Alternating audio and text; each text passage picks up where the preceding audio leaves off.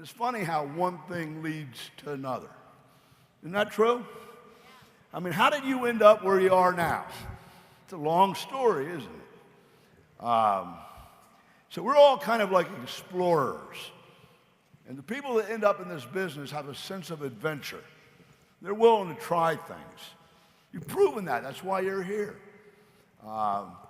And I appreciate those of you that are new. I don't know what got you here, if you got talked into it, if they, picked you up in a car and kidnapped you. But you're here, and I appreciate it. But it's an adventure. The business is an adventure. It's like, Columbus was probably one of the most famous explorers ever. And it's interesting because when he left, he didn't know where he was going. You understand that? Some of you get into business, you don't know where you're going. Isn't that true? When he got there, he didn't know where he was. He thought he was going to India, but he ended up somewhere in between, right? Okay?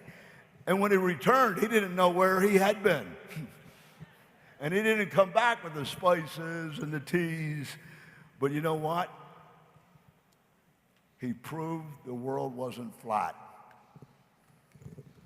He proved the world wasn't flat because they thought if you went too far out there, you'd go over the edge. And he discovered a whole new world.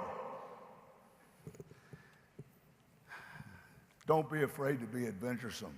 Don't be afraid to be an explorer. You'll discover things that you didn't expect to discover. But you got to get out there and do it. You have to do it. You have to do it in the business. I mean, look, difference between us and Columbus gives us a tremendous advantage. You have to be an explorer. But we know where we're going. We know where we are. And we know where we've been. And we're creating a whole new world right here in this room tonight.